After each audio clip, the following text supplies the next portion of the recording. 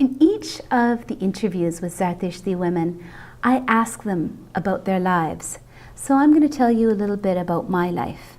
I was born in Nairobi, Kenya. My father went there because he was able to practice law there, and he was not so happy about the prospect of practicing law in Pakistan, which is what Karachi had become. He was born in India and it became Pakistan, and things became quite difficult for lawyers almost immediately. So he left and went to Nairobi. And my mother ended up in Nairobi for the care of her aunt. Her aunt had become ill and sent a letter to her sister, my mamaiji, my grandma, asking for some help. So my mother ended up in Nairobi as a young woman, my father as a practicing lawyer, and they had a kind of an arranged marriage. And so that's how it is that two young Parsi girls ended up in Nairobi, Kenya. My sister and I were both born in Nairobi. And when I mean young, I mean really young, because we left when we were 3. So at age 3, we moved to Canada, and I feel very rooted in being Canadian since I have been here pretty much my entire life. I love Canada. I love the indigenous communities of this beautiful land called Turtle Island. I feel really connected to the culture and the spiritual worldview and the systems of medicine and health and healing that exist in the very diverse indigenous communities that are on this land. Most of my life I've lived on the land of the Musqueam peoples, and it really has been a great privilege to live in this very beautiful place as a Parsi. And my childhood was a very, very positive one. I realized that it would have been a very different existence if I had lived in either Kenya or India or Pakistan. And I believe I had a lot of freedom and a lot of choice to do sports. I was a very, very athletic child. I became a triathlete as a result of running very competitively in my teen years. I was a martial artist and a gymnast, and all of these kinds of opportunities came because I was in a land where young girls could really do anything, and the sky was the limit for us. I was so fortunate that my parents just kind of let me take advantage of anything that I really wanted to do. And so I just did. I did lots of sports, and I became a political activist or a social justice activist at a pretty young age when I was about 14, 15.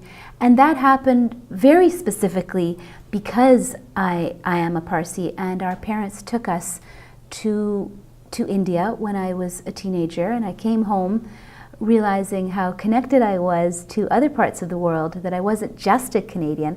Now I was a Canadian with roots in South Asia, and it made sense to me that a lot of the work that I should do, starting then as a teenager up to today, should be work that makes a difference to the rest of the world, not just in South Asia, but in other parts of the world.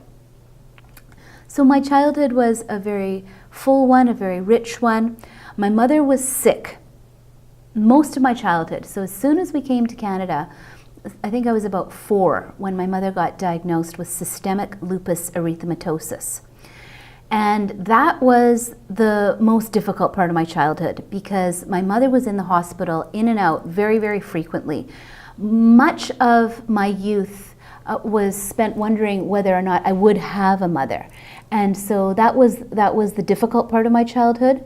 Going to the hospital a lot of the time, recognizing that my mother either was in the hospital or she was at home convalescing or trying to take care of her own health. And she was an amazing woman. My mother died in 2017, so I'm speaking of her in past tense now.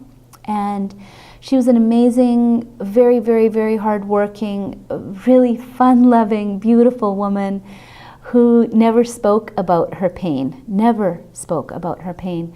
We knew she was in intense pain.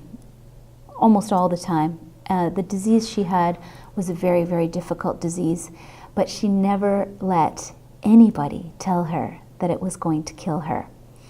And in fact, when they did tell her those kinds of things, oh, you've got 6 months to live, or you've got a few days to live, she heard those kinds of things all the time. And so did we as children, and my father and the rest of the family heard those difficult messages all the time. But she persisted. It's really quite a miracle that my mother lasted until 2017, having been diagnosed in about 1969. She was a medical miracle, and she had an indomitable spirit. My mother, Rani Maruk, she was née Munshi, she became a Shraf, was somebody who has always inspired me, and she continues to inspire me.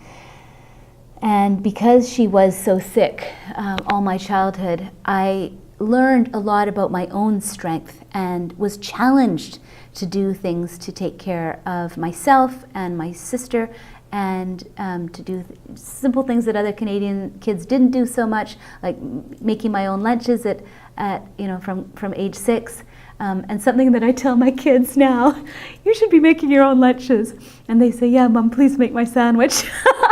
So it was a different childhood than what my kids experienced. And a good childhood, a wonderful childhood. It was, all of those difficulties were buttressed by the fact that we had Mamaiji and Papaiji and Mom's cousin Nurgish auntie, and we had loving people around. And so despite the pain and the sadness of having my mom so sick much of the time, there was always that silver lining. And the other silver lining was that when a child is put into a situation of adversity, they often do learn to be strong. And I feel like I've grown into an adult which has benefited in a great many ways from being tested so young about something which was existentially really difficult. The idea of being a motherless child was tough, especially in Parsi culture, because our mothers are so important and our family is so important to us. So I came out of that wonderful childhood and adolescence into many years of being a student and a traveler. That was one of the things that my mom instilled in us, was the love and joy of traveling and seeing the world.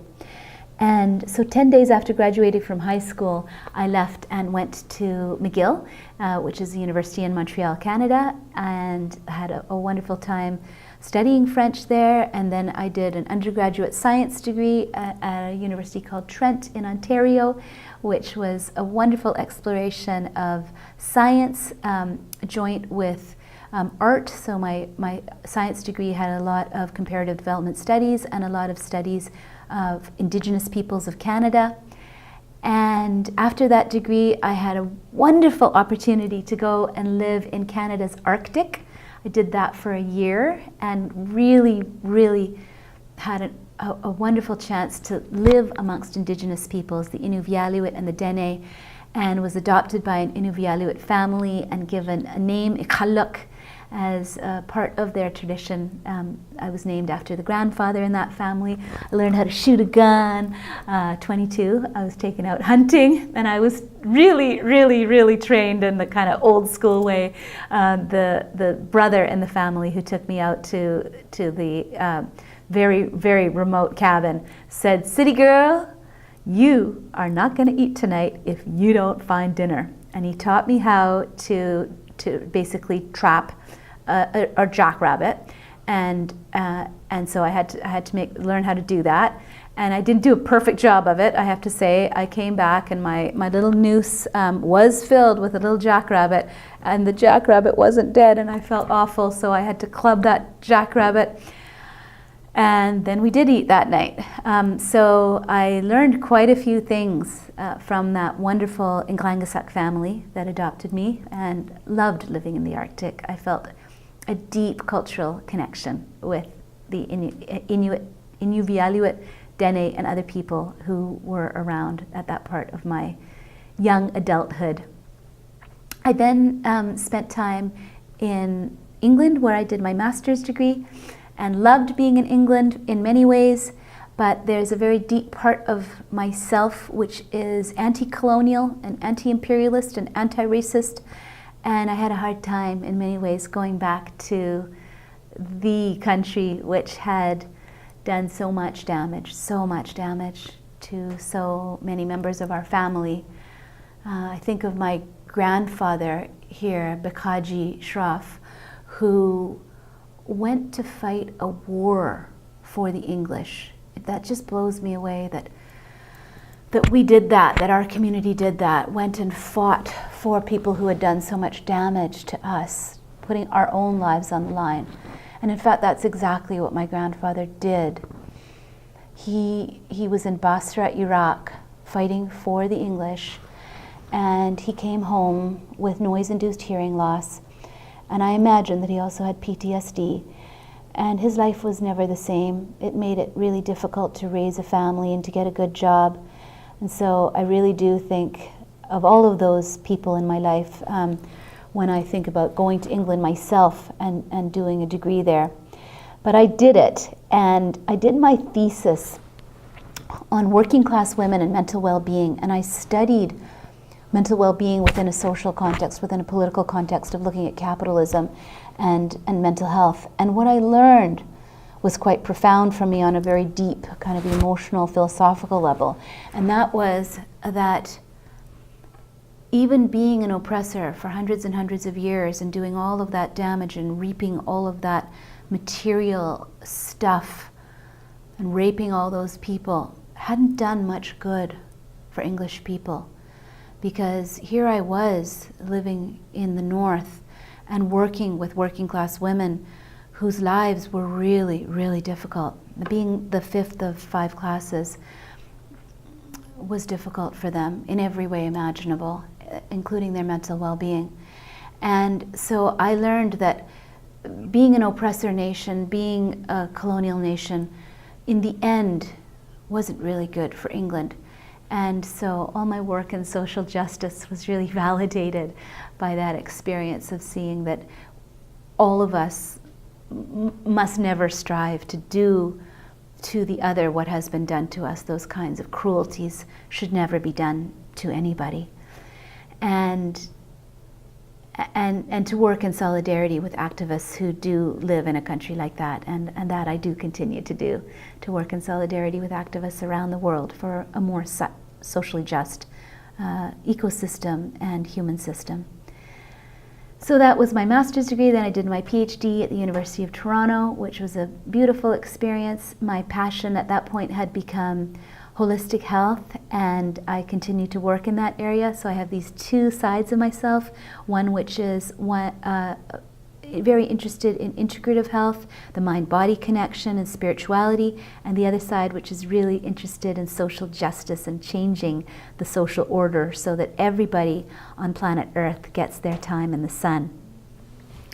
And now I'm a mother of a 20-year-old and a 17-year-old, Zubin and Arman, and very happily married to the man of my dreams, Ruz Bey.